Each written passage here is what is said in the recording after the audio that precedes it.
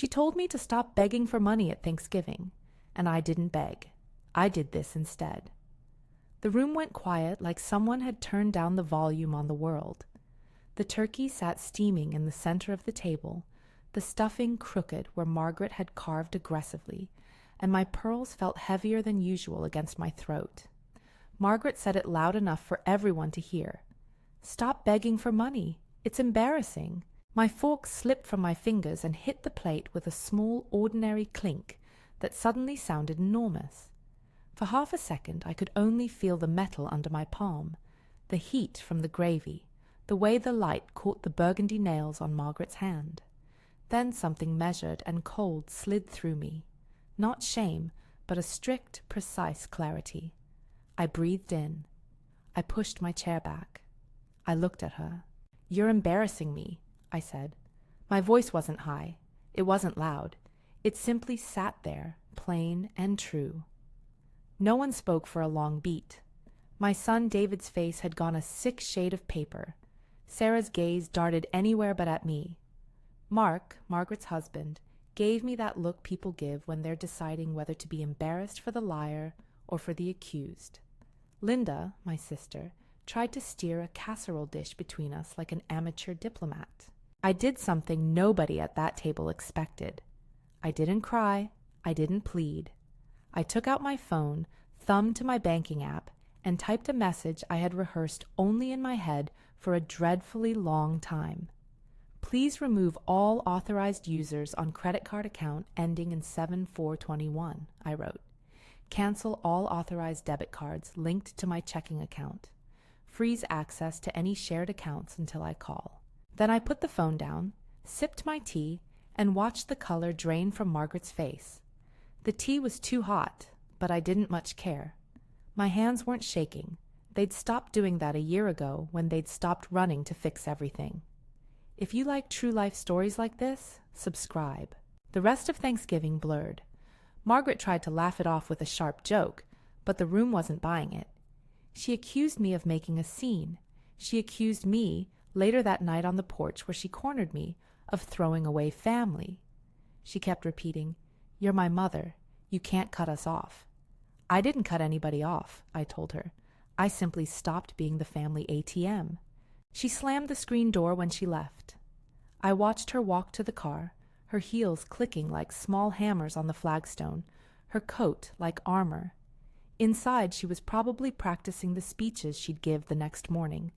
Claims about desperation, stories about bills and emergencies, and how we're a family, we take care of each other. Outside, the night was quiet, and the hollies bowed under a frost that made the world smell sharp and clean. Morning came with a parade of thunder. My phone buzzed before I was fully awake. Missed calls, text messages, a frantic voicemail from Sarah. "Ma, my card won't work."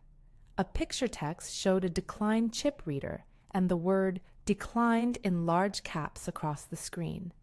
Another message from Margaret read simply, "What did you do?" with a string of angry emojis. David called 6 times before the sun was up. Mark left a voicemail accusing me of being cruel. I made coffee, sat at the kitchen table, and opened the app again. The messages I'd sent had gone through. The bank had replied, "Action initiated. Please call to confirm." I poured another cup and felt a small, unsuspected pleasure in the clean ritual of it. Coffee, breath, clarity. By noon, there was a mild hysteria happening in town. Margaret was trying to rent a truck for something she'd decided to do that weekend. The vendor told her the credit card was declined. Sarah's card was refused at a boutique. She had to walk home empty-handed, a new bruise of humiliation under the practiced one she'd just dealt me. David, who had always liked to live on the edge of precarious, found that the money he assumed would always be there had decided to check out. He came to my house mid-afternoon, standing at my gate like someone who had forgotten the password to his own life. "Mom," he began. The mom slipped into the old reserve, nervous, pleading, a voice like a child asking if you could tie their shoes. He tried to make it about logistics, bills, rent, an unexpected towing charge, but the underlying current was the same as always. Expectation, entitlement, the presumption that because I loved them, I'd be there. "You've been paying for everything since Tom passed," David said finally, less an accusation than a tired fact. "Yes," I answered, "and I'm done like that."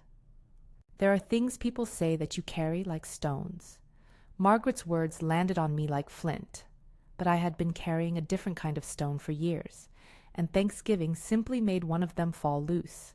I wanted to tell everyone why I made that message to the bank. If you were to ask later what had snapped, I could only say it had been a slow thing, a crack that widened over time, grief, habit, the way a mother is taught to bend, until there was nothing left inside me that resembled the person I used to be. Tom used to say I had a bad habit of giving away my own edges. He died 2 years and 2 months before that Thanksgiving. He had been the steady hand in our house, a practical man with a laugh that made children quiet and teenagers behave. He liked his coffee black, his lawn precisely mown, and he hated the idea of being a burden. When he got sick, I left the school for a year to be with him. When he passed, I settled back into a life smaller than the one we'd shared.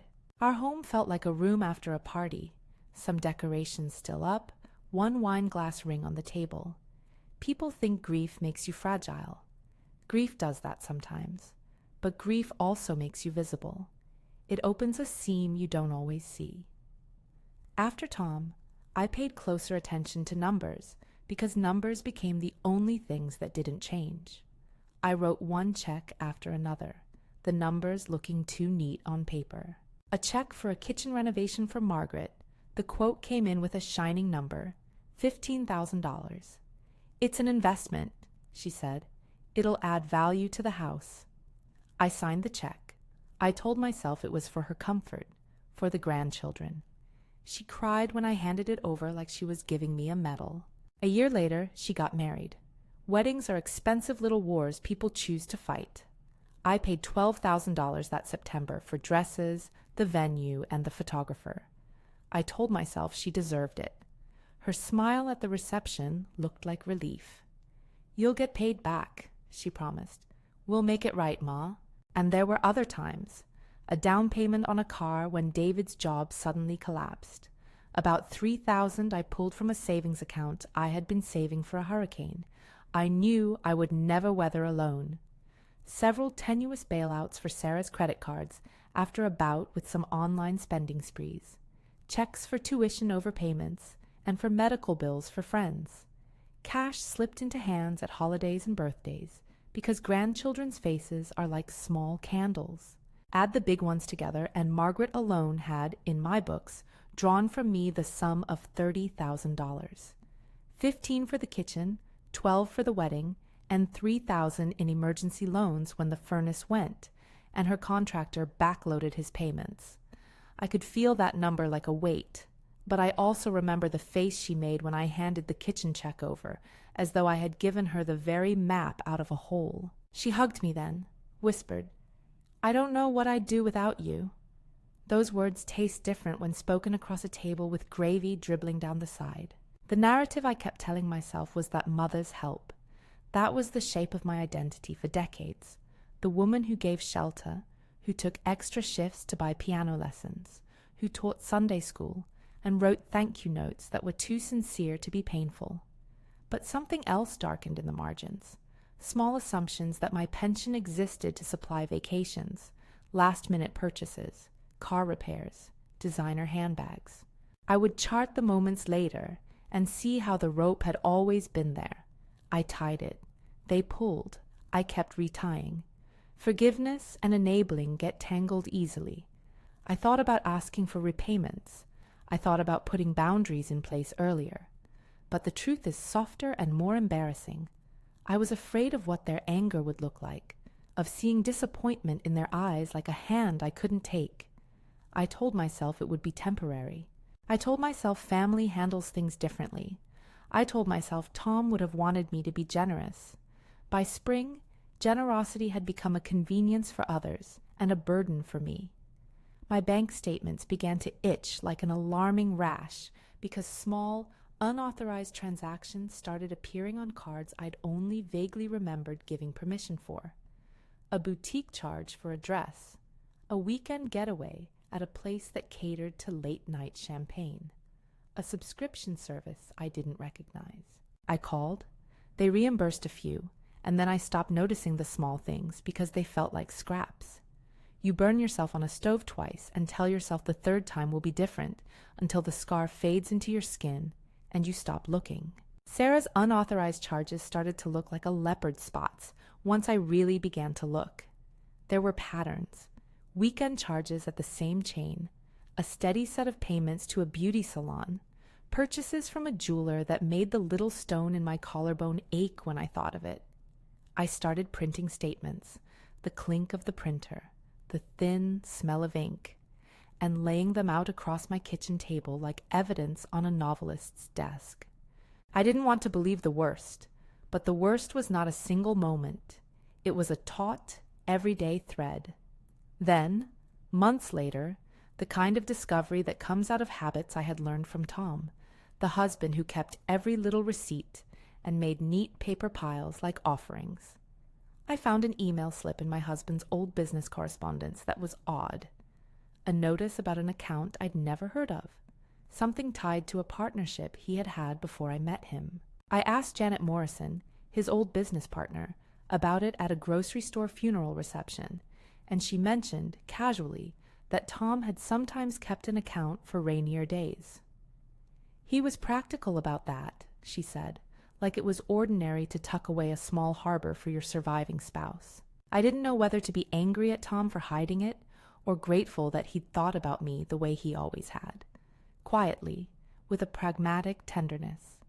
The discovery started to put things into an odd relief. I dug through his desk one afternoon while sorting through his papers. There was a manila envelope with numbers scribbled on the back that matched a printout I had seen months before. There was also a letter with his old handwriting, the looped, slow script that had always made me sigh. He didn't say much in it. He never was one for grand statements. The note read like someone who was practical about the inevitability of things. "If you're ever in trouble," he had written, "this is for you. Use it to buy something that makes you breathe easier. Don't tell the children until you need to." It was a relief and an outrage all in one. Relief because Tom had left me something to steady my step. Outrage because the world where I needed secret rain barrels was the world my children had been busy draining. And that, I thought with a clarity that felt like a plan, was when I started to record more carefully. I printed emails, I screenshot texts, I wrote down dates and amounts on legal pads. Kitchen remodel, $15,000. Wedding, $12,000. Miscellaneous loans, $3,000. Those numbers pressed into my mind. 30,000, I wrote at the top of a page in heavy letters, alongside another column that listed other help they'd all received across the years. Mortgage backstops, tuition help, cars, medical rides. The grand total, $53,000, sat there like the ugly sum of endurance. I began to notice more than money. I noticed how quickly calls turned theatrical when money stopped arriving. I noticed how apologies would follow a denial of a request, and how conveniently memories of promises to pay vanished when paper could be demanded. Promises had been easy to make in the soft light of my living room, over tea, with a hand squeezed and an "I'll pay you back" as pliant as bread dough. A particular Thursday in late November, before the Thanksgiving that would become the fork drop, I had an email from the bank with a line that should have read as a red flag, but, in a way that still surprises me, I let it roll off my shoulders. It said, "We have detected an attempted access to account number X for Tom H.'s business account. Attempt unsuccessful. No name attached to the attempt. Just a notice." I showed David, and he smiled too wide and said, "Maybe someone was doing housekeeping." And then he walked out with the dog on a leash like he'd made a joke. Later that night, I matched IP addresses in the printout with login times, and the pattern lined up with times David was at the house. When you have a hole in your life, people tend to step into it without asking permission. When you're vulnerable, entitlement looks like candor. I won't lie and say I loved being the solution. I didn't. But the gradations are important because they explain how the line between help and theft can blur when emotions are involved. Sarah told me once, after an argument, "We have to live too, Ma. You can't keep feeding us guilt with your money." She wasn't wrong that guilt was involved. She was wrong about the feeding. After the Thanksgiving incident, I sat for 3 hours with a stack of paper, my bank's alert emails printed out, screenshots of texts where Margaret promised things in exchange for help. "I'll sell my car after the wedding and pay you back.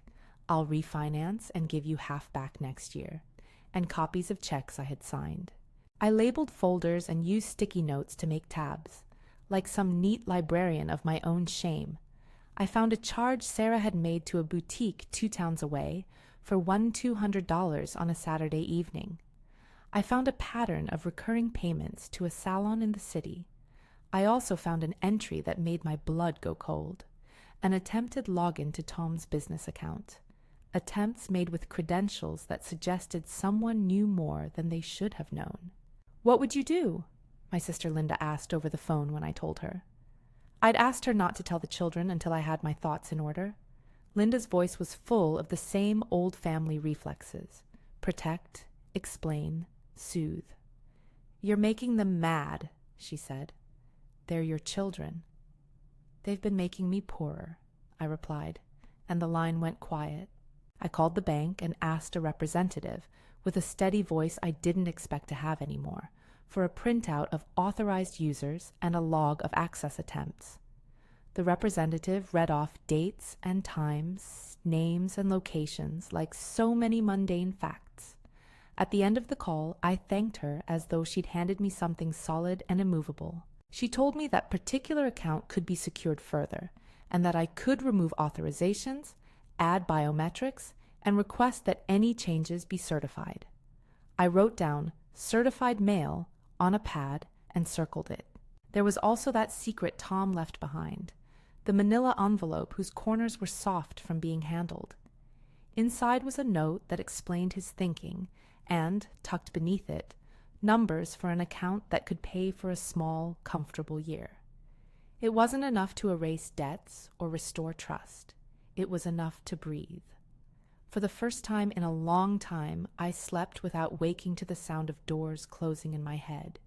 I didn't take the money out. Not yet. The account felt like a sacred thing between me and Tom. I put the papers back in the envelope, folded the letter over as if it could close off the world, and placed it in the drawer I used for stamps and old recipes. I told myself, as I made another note, that I would use that money to secure myself, not to continue a habit that had hollowed me out. That afternoon, at Margaret's insistence, she came by to demand answers in person. She found me with the papers, the printouts, the sticky notes, and the small statue Tom had bought me on our first anniversary still in its box.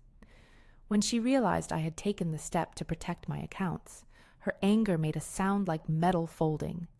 "You can't do that," she said. "You can't keep us from accessing what is ours.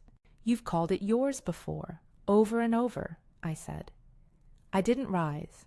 I didn't try to be pleading or indignant. I just told the truth as plainly as I could. But it isn't. Not anymore. She turned on me in a way that ought to have felt like a betrayal, and instead felt like an expected performance. She reminded me, loudly to anyone who would listen, of all the sacrifices she had made, of how I had shown up for her when others hadn't. She said, finally, the thing that stabbed, "You're being petty. You want to punish us because you feel small. I want boundaries. I want respect. I shut the drawer the way you close a lid on something fragile. And I want to be able to breathe without being called a bank." She left after that with furious steps that rattled the porch door. She cried in her car, Mark told me later, and called neighbors. Her friends lined up on social media like cheerleaders. But what really stayed with me was how quickly people would pick a side in a family story without ever asking for the paper, the receipts, the texts that turned promises to paper. The world chooses a narrative because it needs one. Mine was messy. Theirs was simpler.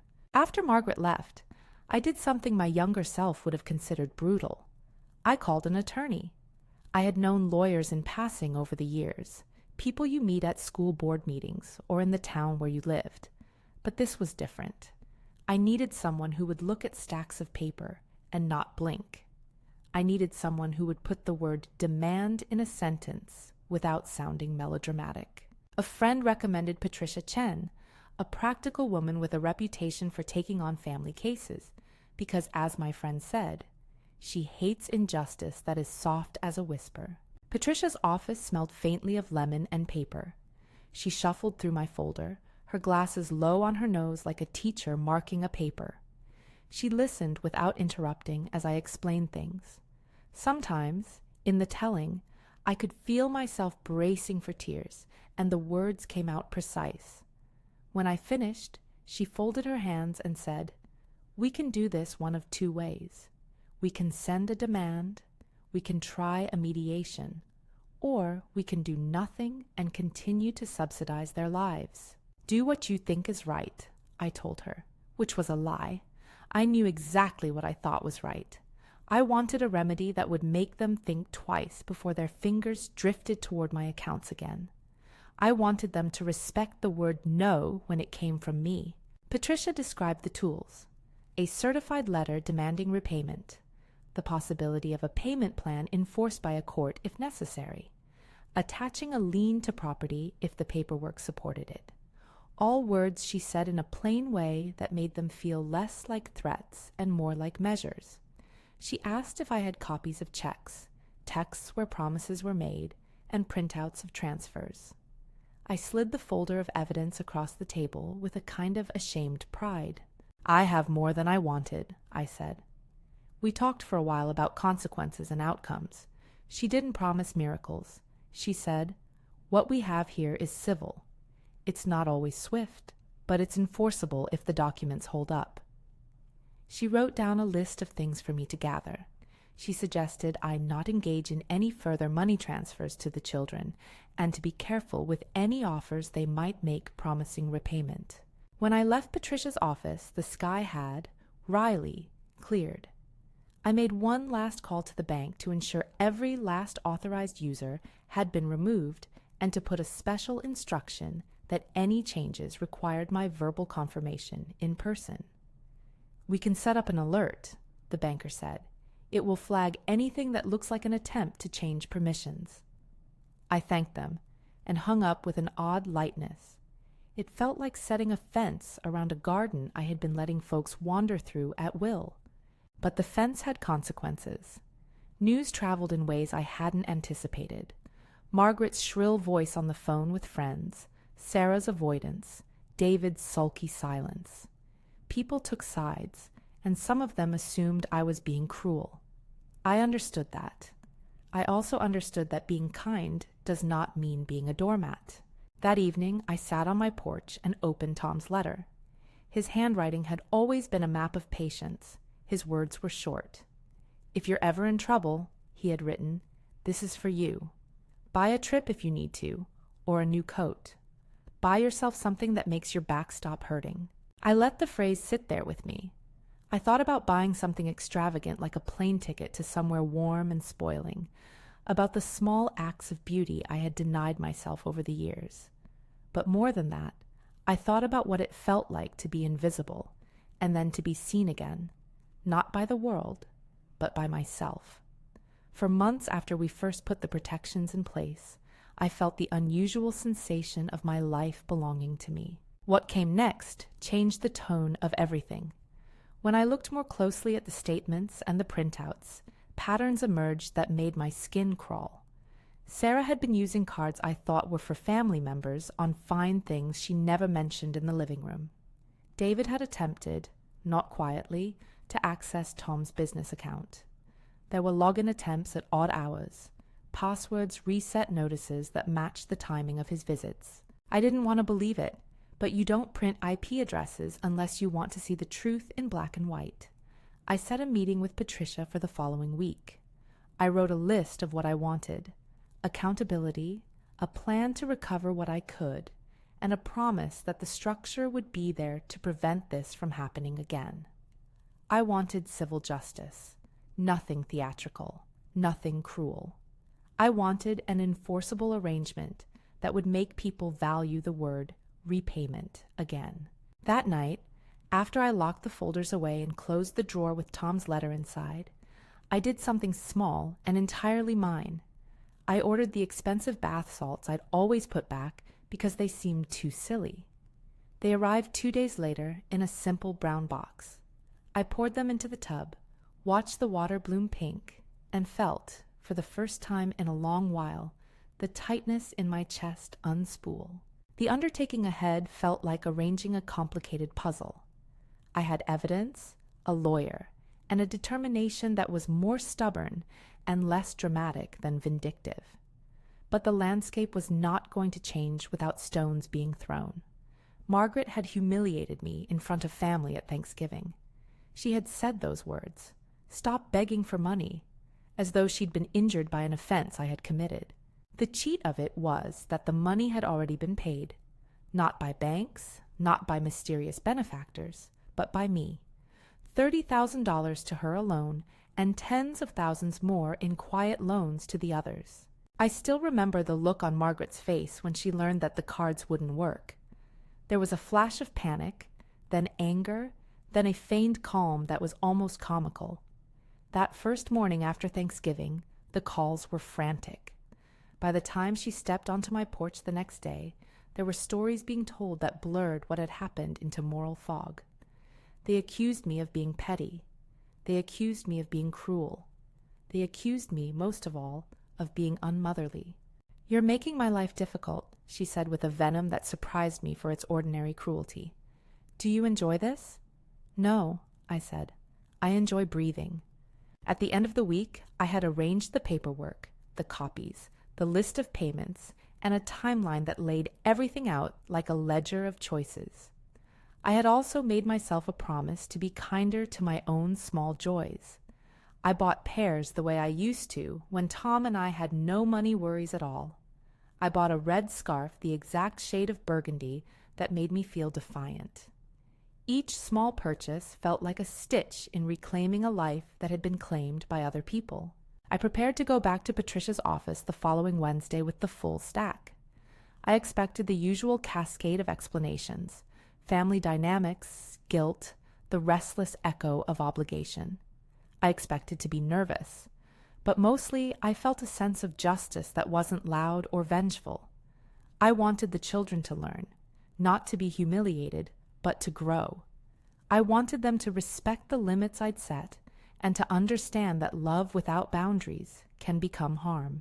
When I closed the folder that night, with marked pages and sticky tabs, I felt the sort of exhaustion that comes from carrying something for too long and then putting it down. The porch light cast long bars across the lawn as I moved through the house, and I paused at the photo of Tom on the mantel. He looked, as he always had, practical and sort of delighted by the small things. I told him, in my head, that I had taken a step. I told him I wasn't going to let tears or theatrics or pleas move me back into a life that wasn't mine. But there were still things I hadn't done. The children would respond. People would take sides. Our town is one that likes to tell stories, and my family would be the latest version of a morality tale in the gossip circle. That didn't alter the fact that I had to act. I opened my planner and wrote in a sober, neat hand: gather receipts, meet with Patricia, send demand letter. I underlined it. Tomorrow would bring the law office chair again, the click of a ballpoint, the shuffle of papers. It would bring choices that have to be made in the daylight, whether to press for full repayment, whether to accept a mediated plan, whether to file for something more formal if necessary. I fell asleep feeling the strange combination of exhaustion and relief, like someone who has finally thrown open the windows after a long winter and is ready to let in air that has been waiting. Wednesday arrived with a thin November light that made everything look like it had been painted in careful pastels. I dressed in the sort of sensible clothes Tom liked: soft cardigan, a skirt that didn't try too hard, and I tucked the folder under my arm like something fiercely ordinary. Patricia was waiting in the same chair where she'd sat before, her pen uncapped and a manila envelope on the desk. "We'll send a demand first," she said without drama, the way a gardener might tell you which root to cut. "Certified mail, proof of receipt. Give them 30 days to respond. If they ignore it, we move on to filing. If they respond with a reasonable plan, we can negotiate. If not, that's what courts are for." She folded my notes into the file and added a cover letter that made everything feel official in that cool, slightly dangerous way legal paper has. I watched her stamp the envelope and thought of all the little stamps in my life, dates I'd circled, zeros in my checkbook, that had finally added up to an accusation I could place on a table. The demand went out. I mailed, with Patricia's help, copies of checks, screenshots of texts with promises to repay, and a ledger I'd made where the numbers sat like witnesses. Margaret's share of the ledger was bolded, $30,000. It read like a testament and like a dare. The next few weeks were a lesson in small humiliations and larger determinations. The children swarmed in various fashions. Frantic phone calls softened into bargaining. Angry voicemails became apologies that smelled of obligation. Margaret's first response arrived not from her, but from Rodriguez, a sleek family attorney who apparently took calls at all hours and typed in all caps when he got passionate. He sent a letter, 3 pages long, polite in tone but packed with a single argument. The transfers were gifts. "Are they?" Patricia asked me when she read it aloud. The word felt thin in her mouth. "Gifts can be a shield and a weapon. I've given things as a parent. I've wrapped them with tissues and kisses. But gifts, in law, lose their teeth when a promise to repay is documented, and when the giver had reason to understand an expectation." I could see the way Patricia's eyes narrowed, not from anger but from focus. We replied with facts, not vindictive facts, not an attempt to humiliate. Just the ledger, the texts where Margaret promised to refinance, the check stubs with memos in my handwriting. We sent copies by certified mail and by email. We requested a mediation session. We requested that no further attempts be made to access Tom's account. We requested that any disputed sums be placed into escrow until resolved. It is curious how adult children respond to being held to an adult standard. Margaret called me once, her voice soft like someone who'd rehearsed apology in the dark. "Ma," she said, "we don't want to fight. We'll find a plan. Give us time." Time, I had learned, was what enabled them. Time allowed promises to disappear into other people's pockets. So I asked for something small to test sincerity. A partial payment into my account, $5,000 by the end of the month. It was reasonable. It would show they were serious. It would hurt in a way that would be instructive. That night, I lay awake thinking about leverage and love. I thought about the first time I'd ever signed a big check, when Tom and I bought our house, and about how different it felt then, co-conspirators in a life, not a bank. I thought about the small ways people ask for what they want. I thought about how often I had said yes because no was a sound I feared in my home. The $5,000 arrived 3 days later. It showed up as an electronic deposit with a terse memo. Partial, M.W. I sat with it like one might sit with a small bird you had rescued, the chest glinting faint and hard in your hands. I called Patricia. "It's something," I said, "but it's only beginning." Her voice was practical. "It shows leverage. It shows they're willing to commit. We keep moving." We filed the mediation request and scheduled a room in a sterile municipal building, a place with fluorescent lights and too many chairs. The children had a lawyer. So did I. The arrangement felt like an adult school conference that suddenly smelled of consequence. The day of mediation, I drove myself. The drive past the old factory where Tom had once done odd jobs and the bakery that still served the same elderly woman pastries felt like a small liturgy. I brought with me only the folder, a thermos of tea, and a calm I had practiced like a posture. The mediator was a woman with short hair and an aversion to theatrics. She invited them in first. Margaret looked smaller in person, as many people do when they stand against the logic of numbers. David arrived late, shuffling. Sarah's jaw was tight, like she had been chewing on something she didn't want anyone to see.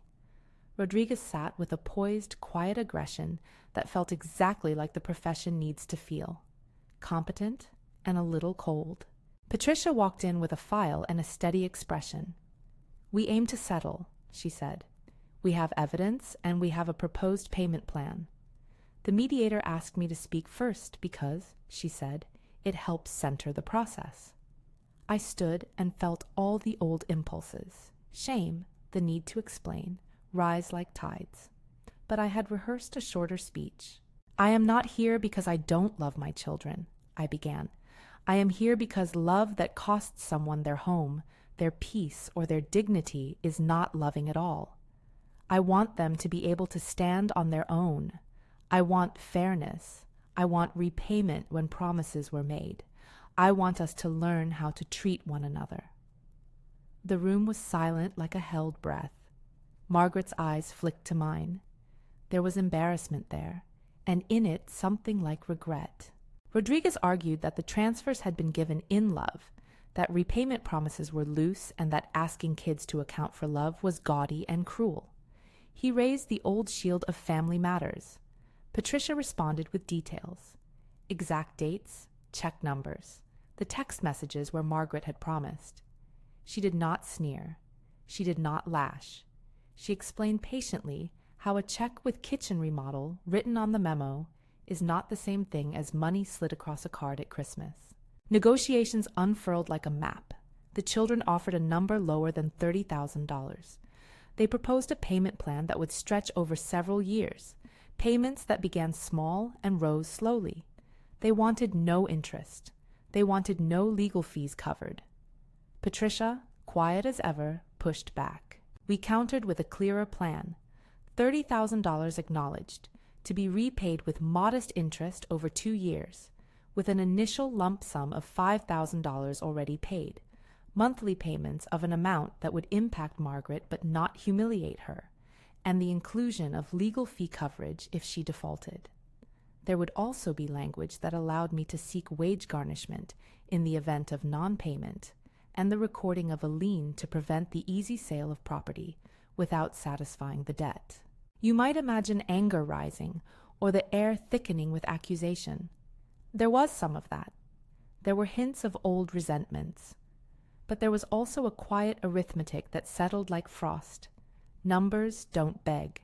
They simply accumulate. At one point, Margaret looked at me and said, "Ma, you don't understand. You didn't mean what?" I asked. "To treat my savings like a line item in your lives? Or to embarrass me at a table with gravy on my sleeve?" My voice was calm. The words came out clear because, after years of small concessions, I had finally learned to let the plain truth stand. The mediator wrote things down. Rodriguez made notes. Eventually, the room narrowed to an agreement that felt fair for what the papers showed, and for what a mother could reasonably expect. It wasn't theatrical. There was no dramatic weeping, no collapsing on the floor. There were signatures, initialing each page where a number appeared. The terms as they were signed. Margaret acknowledged the $30,000 in transfers related to her kitchen, wedding, and the specific emergency loans. She agreed to pay $25,000 over 24 months, starting with the already received $5,000, which would be credited toward the balance, leaving $20,000 to be paid in monthly installments. There would be a modest interest rate, something to acknowledge time and value, not to enrich anyone, and an obligation that if she defaulted 3 times, I could apply to the court for wage garnishment or attach a lien. The agreement required monthly statements and clear proof of payment. It also stipulated no further access to any of my accounts, and immediate notification to me of any attempts to access Tom's business account. Rodriguez pressed for a confidentiality clause. Patricia refused, saying if there was a breach, there'd be no remedy. Fairness shouldn't be hidden, she said. After the signatures were dry, Patricia looked at me and said, "You did the right thing. You set a boundary, and you kept your dignity while doing it." Her praise made me blush like I'd been a child who'd not known what they'd done. Margaret's face was a map of relief and shame. David avoided eye contact. Sarah fiddled with the strap of her purse. Nobody left looking triumphant, but they left with a paper that meant consequence. It felt like the difference between asking for help and having to account for what you'd taken. The settlement didn't solve every discomfort. People in town still took sides. There were muttered conversations at the post office, and a few too-bright posts on social media from friends who saw the world in simpler stories. Mother refuses help, or children bullied by pensioner. Those stories make tidy television and make poor neighbors. I tried not to feed them. I chose to let the signed agreement be my answer. There was also the practical matter of enforcement. The first payment after mediation arrived as scheduled. The next month's payment was late, but made with a note. The third time, a check bounced. Patricia called Rodriguez, who promised it was an error. We negotiated, we adjusted, and then, when the pattern repeated, we followed through on the clause we'd put in place. A simple motion to the clerk resulted in a lodging of the agreement with the courthouse clerk. That step meant that, should the payment stop again, I had a path to an enforceable remedy, a wage garnishment order if necessary. We never wanted to do that. It would be ugly, practical, and blunt. But the option existed, and that presence of consequence mostly changed behavior. There is a strange humility that comes from watching your own family stand in a line of responsibility. It is not about the triumph of proving you were right. It is about the slow, sometimes painful oval of learning. Margaret called, after a few months, with a voice that had learned to lower itself from entitlement. "Ma, I wanted to say I'm trying. I'm sorry." "Thank you," I said. "Pay what we agreed." We created, over time, a rhythm that resembled the kind of adult transactions I had imagined when I paid taxes and balanced my checkbook. There was accountability. There were slips. There were words like apology that tasted of effort rather than drama. The money that came back to me was not a cure for all of the small sores of the past, but it was a ledger that removed a fantasy that my goodwill would be endless. Meanwhile, the secret Tom had left, his quiet account, sat like an unspoken safety net. I had feared that using it would feel like surrendering to the very thing I'd been fighting, being held afloat by hidden funds. But as Patricia advised, prudence demanded a plan. We used a small portion of it, never all, to stabilize my life while the legal processes took their slow civil course. I put the rest in an account that required 2 signatures to access, one of them being Patricia's for the odd circumstance. It was a compromise. Honor Tom's practical tenderness and surround it with caution. There were smaller wins, too. I used some of the money Tom had set aside to buy a ticket to a coastal town where the wind smelled of salt and repair. I sat on a bench and watched gulls argue over a crust of bread. I bought the red scarf and a pair of shoes that fit without apology. I paid for a cleaning service to come once a month so I could spend my free time in the garden instead of on my knees under sinks. These acts felt trivial and fundamental all at once, like learning to breathe with my own lungs instead of holding my breath until someone returned what I'd given. I also decided, one slow Saturday, to put the bath salts on the shelf where I could see them. They were cheerful in their pink, a small defiance of thrift. I poured a handful into a bath and let the warm water bloom around me like a small forgiveness. I remembered Tom's laugh when he'd surprised me with a silly gift. I felt him near in that small, practical way that persists when people are kind to one another, in life and in absence. Months bled into a year. The payment plan was mostly honored. When Margaret missed a payment, she called ahead, embarrassed and contrite.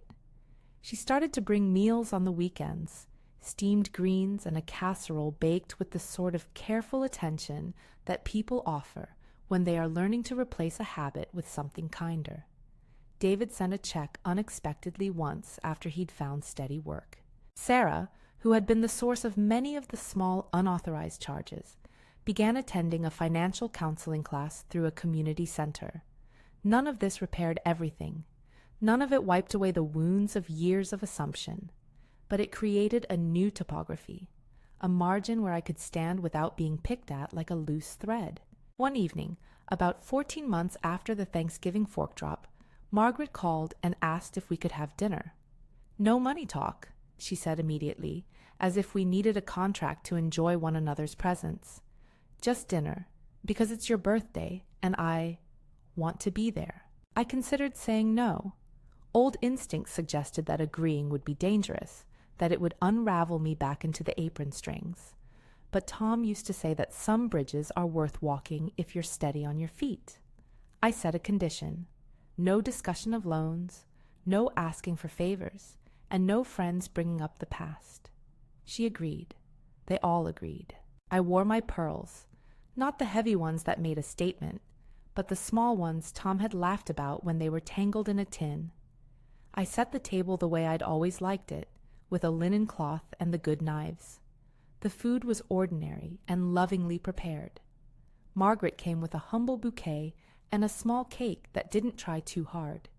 David brought a laugh that felt less rehearsed. Sarah's eyes were softer. For the first time in a long while, the meal did not feel like a ledger. We spoke about small things: the neighbor's cat, an old song, a pair of shoes that never fit. We laughed in an ordinary way. The old patterns hovered like moths around a porch light, but the light was different. It was mine to control. When dessert came, Margaret reached across the table and touched my hand. "Ma," she said, quieter than she had spoken in years, "I know I hurt you. I know I took what I shouldn't have. I'm learning. Slowly. I didn't have to accept platitudes. I didn't need theatrical absolution. I took her hand because I wanted to feel that warmth, because I also wanted my life to be uncluttered by constant resentment. I'm proud you're trying," I said. "But honoring a promise is different than saying the words. Keep doing the work." She nodded. There was a look in her eyes like someone seeing a map for the first time. I felt, oddly, like an elder, not being bossed, but being heard. The meal ended without a scene, without drums or trumpets. There was, instead, a sense of fragile normalcy. In the quieter months that followed, life retrieved a steady rhythm. I tended my garden. I joined a book club at the library and found that other people my age had stories that were both stranger and softer than my own. I volunteered a little at the community center, teaching a class on letter writing. Old-fashioned, perhaps, but my students loved it, and in turn they loved me for offering something rare: attention. People noticed the change. Linda, who had once defended the children reflexively, began to call me more often. "I'm glad you stood up," she said once, without a lecture. "It was hard to see you hurt." "I almost didn't," I admitted. "But you know, it's easier to give than to stop." We also started to plan small things without consulting the ledger: a day trip to a garden center, a movie at the local cinema. These were inexpensive acts, not meant to be conspicuous, but they felt like reconnections designed on my terms. There were setbacks. A payment would be late. Margaret would call, voice thick with contrition, and we'd patch things with a check. I didn't relish chasing money. Patricia had warned that enforcement is practical work, sometimes tedious, sometimes precise. But the presence of a system, of signed agreements and recourse, meant that when empathy waned, structure remained. One afternoon I found a letter from Tom tucked in with an old recipe that made my hands tremble. He had written short sentences in his clipped script, a practical kindness that would have made him smile if he could see me now. "If they come soft, answer soft. If they come greedy, answer firm. Use what you need, then live." I read it twice, folded it carefully, and placed it back in its envelope. I thought about the ways people love. Some do it with grand gestures. Others do it with pocketed envelopes and quiet accounts. Tom had loved me in the latter way, and his gift had been a map that allowed me to set a boundary without fear. At the end of that year, I sat on my porch on an evening that smelled of rain and leaf mold. The world felt smaller in the best sense, manageable, full of edges I could cross or keep. I had my bath salts on the shelf, my red scarf folded with care, and a folder in a locked drawer with the ledger that had once been a source of shame and now was simply a record. I was not healed in some neat way. There were scars like small ridges you could feel when you ran a finger across the palm. But those scars were not shame. They were reminders of the work I'd done. I had learned how to say no and to mean it. I had learned how to demand accountability without wanting to crush people. I had learned that protecting yourself is not an act of cruelty, but one of survival. If you asked me what the hardest part was, I would say it was learning to balance tenderness with firmness. I had wanted to be everything for everyone. I had to become someone who could hold space for love and also for limits. On the porch, with the wind in the maples and a cup of tea that was exactly the right temperature, I thought of the moment that started it all. Margaret's voice, loud and embarrassing, cutting through the room. She had wanted me to be small that day. Instead, I had become clearer. I had turned the humiliation into a hinge. This story isn't a lecture. It's not an instruction manual or a promise that every family will change if you place a paper on a table. Legal processes can be slow. People can resist. Some things remain unresolved. But for me, the ledger was a way to move from being taken for granted to being respected.